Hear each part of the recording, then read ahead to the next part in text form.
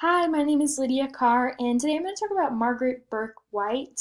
She's kind of known as the first female American war photojournalism.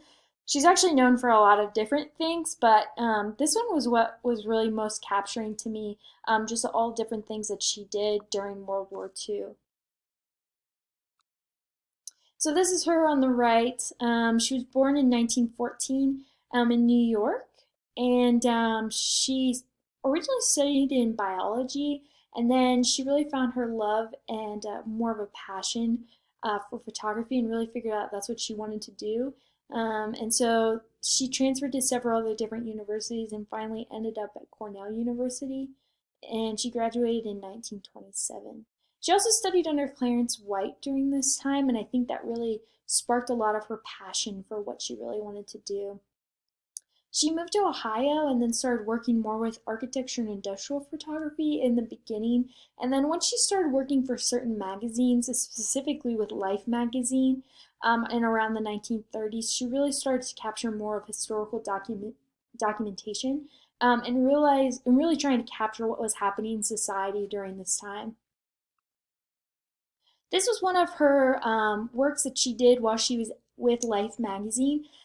These are Russian women in 1941, just outside of the capital in Russia. And basically, the article talks about how they welded these rakes together and were gathering hay. And I think it's really interesting how she captures the emotion that these women were portraying during this time. This is another piece by her, and these are students in the new George Washington Carver School in Montgomery, Alabama in 1949. And I think, especially when segregation was such a huge part of our society, especially during this time, she's capturing what the energy and emotion was like for these students, especially in the more southern states like Montgomery, Alabama. And I think it really is interesting how you can see all the different things that she's trying to bring attention to throughout her documentation uh, of her career. This is one of my favorites by her. I love the movement and that you get with the sparks from the torch. These are women welders in 1942, which was basically when a lot of women were replacing men in certain factories and industries that were predominantly men and were not really seen as work that women were doing during this time. And she was showing what these women were doing while the men were at war during World War II.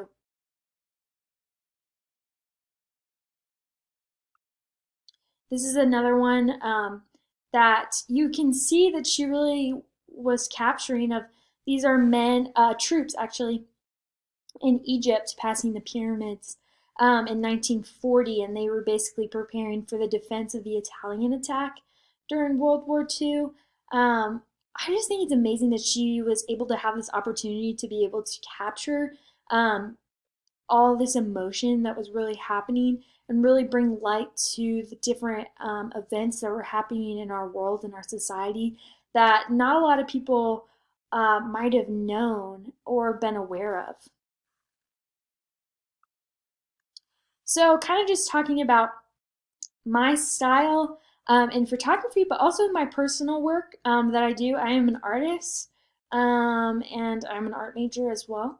And so I kind of wanted to show what my work sculpturally that I specifically love to do. And also, I wanted to talk more a little bit about my photography and how those kind of go hand in hand as well. I specifically like to work more organic shapes. This is, as you can see in this photo here, this is one of my works that I have in the Laurie Student Center. And this piece actually is really focusing on the injustices of recycling and the different pollution that is happening on our on Earth that we have. Um, and I also my concentration's in pottery, and so I really like to focus more on the organic and the focusing of the clay.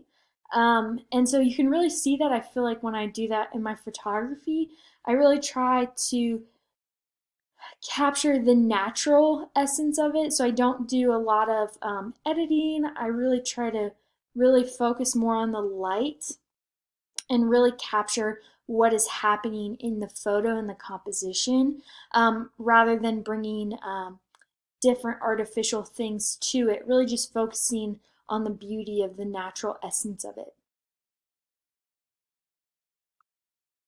And just to kind of conclude, this is Margaret herself. I think this photo is really, really interesting. And actually, I have the original caption of it. And it says, Margaret Bourke-White out at the ready, standing by an airplane propeller and fully garbed in her leather fleece lined flight suit, and camera in hand. And I think this is really just an awesome photo of her and just her life journey as a historical documentation in her journey as an artist. And these are my references. Thanks.